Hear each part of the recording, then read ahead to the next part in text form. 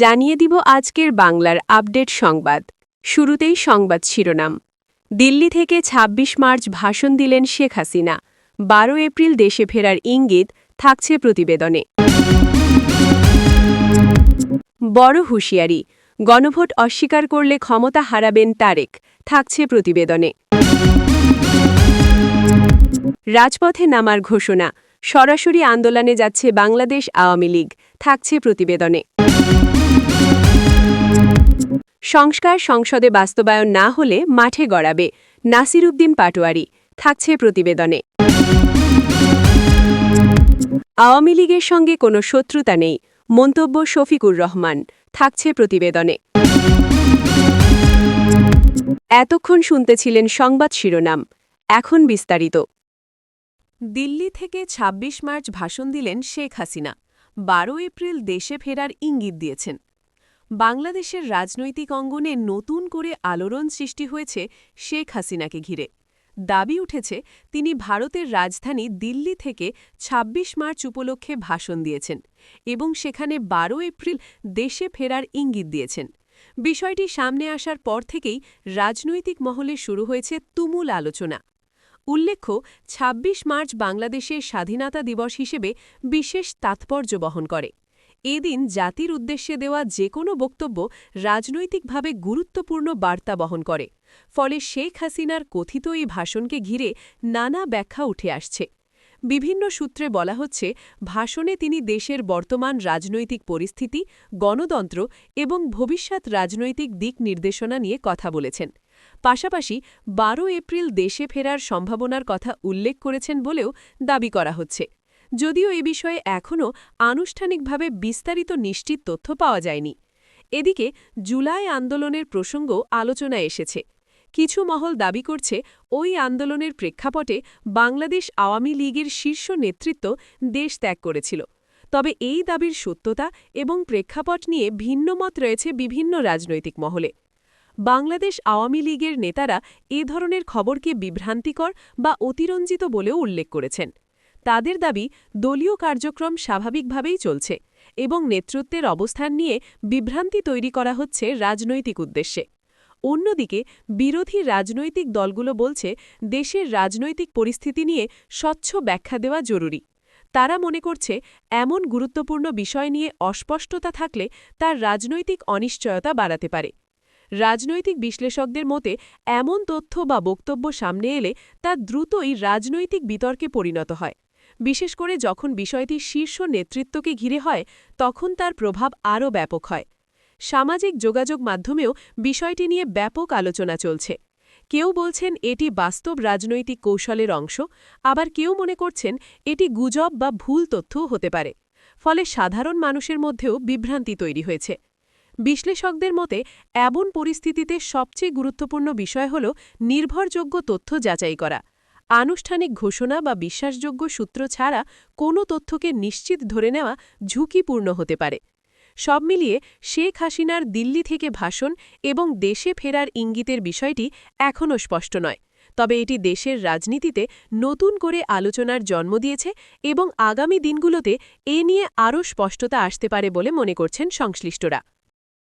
বড় হুঁশিয়ারি, গণভোট অস্বীকার করলে ক্ষমতা হারাবেন তারেক। বাংলাদেশের রাজনৈতিক অঙ্গনে নতুন করে উত্তেজনা ছড়িয়েছে একটি কঠোর হুঁশিয়ারিকে কেন্দ্র করে। আলোচনায় উঠে এসেছে, গণভোট ইস্যু অস্বীকার করা হলে ক্ষমতা হারানোর ঝুঁকিতে পড়তে পারেন তারেক রহমান। একই সঙ্গে দাবি উঠেছে, এই ইস্যুতে আন্দোলনে নামতে পারে বাংলাদেশ জামায়াতে ইসলামী এবং ন্যাশনাল সিটিজেন পার্টি। বিভিন্ন রাজনৈতিক সূত্রে বলা হচ্ছে, গণভোট প্রশ্নটি এখন দেশের রাজনীতিতে একটি গুরুত্বপূর্ণ বিতর্কে পরিণত হয়েছে। নির্বাচন, জনমত এবং রাজনৈতিক বৈধতার প্রশ্নে এই বিষয়টি সামনে এনে চাপ তৈরির চেষ্টা চলছে, এমনটাই মনে করছেন বিশ্লেষকদের একটি অংশ। বাংলাদেশ জামায়াতে ইসলামীর ঘনিষ্ঠ মহল থেকে ইঙ্গিত দেওয়া হয়েছে, যদি গণভোটের দাবি উপেক্ষা করা হয় তাহলে তারা রাজপথে নামতে পারে। তাদের মতে, জনগণের সরাসরি মতামত নেওয়ার বিষয়টি উপেক্ষা করা হলে তা গণতান্ত্রিক চর্চার পরিপন্থী হবে। একই ধরনের অবস্থান দেখা যাচ্ছে ন্যাশনাল সিটিজেন পার্টির মধ্যেও। দলটির নেতারা বলছেন, গণভোট একটি গুরুত্বপূর্ণ গণতান্ত্রিক প্রক্রিয়া যা বড় রাজনৈতিক সিদ্ধান্তে জনগণের মতামত নিশ্চিত করতে সহায়ক হতে পারে। তাই এ দাবিতে আন্দোলন গড়ে তোলার সম্ভাবনা উড়িয়ে দেওয়া যাচ্ছে না। অন্যদিকে বাংলাদেশ জাতীয়তাবাদী দল বিএনপি এর ভেতরে এই ইস্যু নিয়ে ভিন্নমত রয়েছে বলে জানা গেছে। দলটির কিছু নেতা মনে করছেন গণভোটের বিষয়টি কৌশলগতভাবে বিবেচনা করা উচিত, যাতে রাজনৈতিক অবস্থান দুর্বল না হয়। আবার অন্য অংশ মনে করছে জনগণের মতামতকে গুরুত্ব দেওয়া হলে তা রাজনৈতিকভাবে ইতিবাচক হতে পারে। রাজনৈতিক বিশ্লেষকদের মতে ক্ষমতা হারাবেন ধরনের হুঁশিয়ারি আসলে রাজনৈতিক চাপ তৈরির একটি কৌশল। এর মাধ্যমে একদিকে যেমন প্রতিপক্ষকে চাপে রাখা হয়, অন্যদিকে নিজেদের অবস্থান শক্ত করার চেষ্টা করা হয়। সামাজিক যোগাযোগ মাধ্যমে বিষয়টি নিয়ে তুমুল আলোচনা চলছে। কেউ বলছেন গণভোটের মাধ্যমে বড় রাজনৈতিক সিদ্ধান্ত নেওয়া উচিত, আবার কেউ মনে করছেন এটি রাজনৈতিক অস্থিরতা বাড়াতে পারে। ফলে জনমতেও স্পষ্ট বিভাজন তৈরি হয়েছে। এদিকে রাজনৈতিক পর্যবেক্ষকরা সতর্ক করে বলছেন এ ধরনের উত্তেজনাপূর্ণ বক্তব্য পরিস্থিতিকে আরও জটিল করে তুলতে পারে।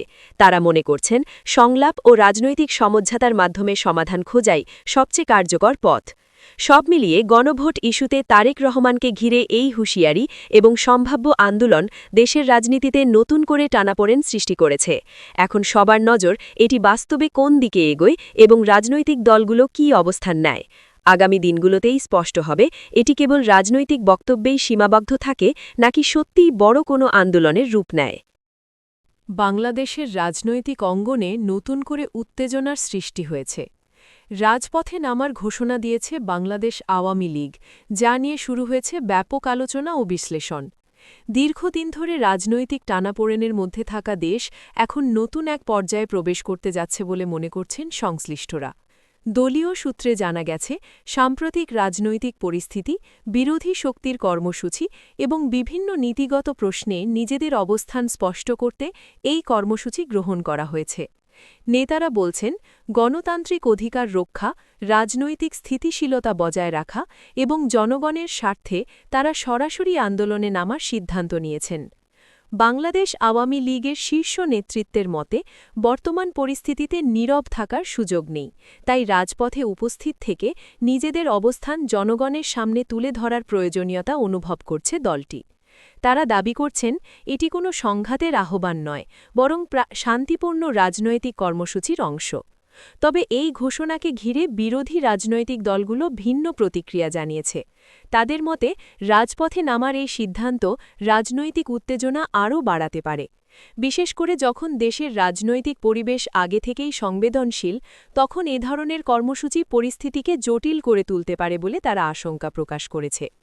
রাজনৈতিক বিশ্লেষকদের মতে ক্ষমতাসীন বা বড় কোনো রাজনৈতিক দল যখন সরাসরি আন্দোলনের ঘোষণা দেয়, তখন তা সাধারণত বড় রাজনৈতিক পরিবর্তনের ইঙ্গিত দেয়। এটি একদিকে যেমন সমর্থকদের সংগঠিত করার কৌশল, অন্যদিকে প্রতিপক্ষের উপর চাপ সৃষ্টির একটি উপায়। সামাজিক যোগাযোগ মাধ্যমেও বিষয়টি নিয়ে ব্যাপক প্রতিক্রিয়া দেখা গেছে। কেউ বলছেন এটি রাজনৈতিক অধিকারের স্বাভাবিক চর্চা, আবার কেউ মনে করছেন এতে সংঘাতের ঝুঁকি বাড়তে পারে। তরুণ প্রজন্মের মধ্যেও এ নিয়ে মতবিভেদ লক্ষ্য করা যাচ্ছে। এদিকে আইন শৃঙ্খলা রক্ষাকারী বাহিনী পরিস্থিতি নিবিড়ভাবে পর্যবেক্ষণ করছে বলে জানা গেছে। সম্ভাব্য কর্মসূচিগুলোকে কেন্দ্র করে নিরাপত্তা ব্যবস্থা জোরদার করা হতে পারে। প্রশাসনের পক্ষ থেকে শান্তিপূর্ণ পরিবেশ বজায় রাখার আহ্বান জানানো হয়েছে। বিশ্লেষকদের মতে এই কর্মসূচির সফলতা অনেকটাই নির্ভর করবে এর বাস্তবায়ন পদ্ধতির ওপর।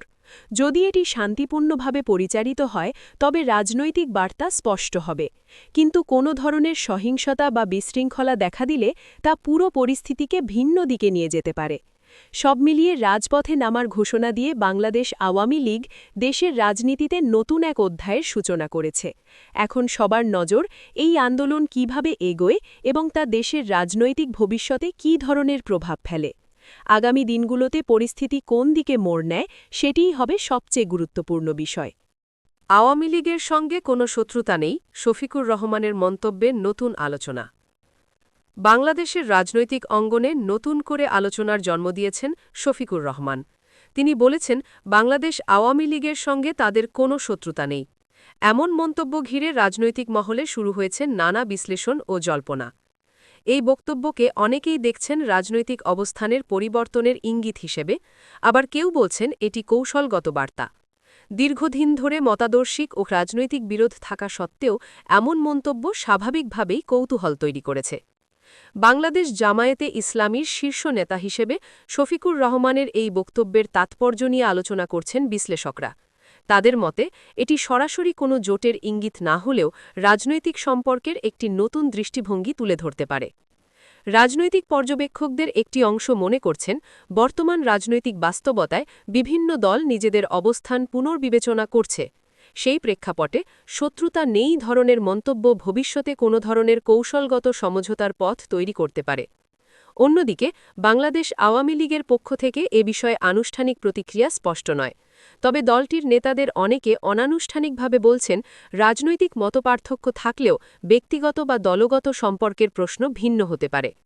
বিরোধী অন্যান্য রাজনৈতিক দলগুলো বিষয়টিকে ভিন্নভাবে দেখছে। কেউ বলছে এটি রাজনৈতিক বাস্তবতার প্রতিফলন, আবার কেউ এটিকে কৌশলগত অবস্থান পরিবর্তন হিসেবে আখ্যা দিচ্ছে। সামাজিক যোগাযোগ মাধ্যমে মন্তব্যটি নিয়ে ব্যাপক আলোচনা চলছে। কেউ বলছেন রাজনীতিতে স্থায়ী শত্রু নেই, পরিস্থিতি অনুযায়ী সম্পর্ক পরিবর্তিত হয়। আবার কেউ মনে করছেন এটি আদর্শিক অবস্থানের সঙ্গে সাংঘর্ষিক। বিশ্লেষকদের মতে এই ধরনের বক্তব্য সাধারণত রাজনৈতিক বার্তা বহন করে এবং তা ভবিষ্যৎ কৌশলের ইঙ্গিত দিতে পারে। তবে বাস্তবে এর প্রতিফলন ঘটবে কিনা তা নির্ভর করবে রাজনৈতিক পরিস্থিতি ও পারস্পরিক স্বার্থের ওপর। সব মিলিয়ে শফিকুর রহমানের শত্রুতা নেই মন্তব্য দেশের রাজনীতিতে নতুন করে আলোচনার জন্ম দিয়েছে। এটি যেমন কৌতূহল তৈরি করেছে, তেমনি ভবিষ্যৎ রাজনৈতিক সমীকরণ নিয়েও নানা প্রশ্ন তুলেছে। আগামী দিনগুলোতে এই বক্তব্য কতটা প্রভাব ফেলবে এবং রাজনৈতিক সম্পর্কের ক্ষেত্রে কোনো পরিবর্তন আনে কিনা সেটিই এখন দেখার বিষয়।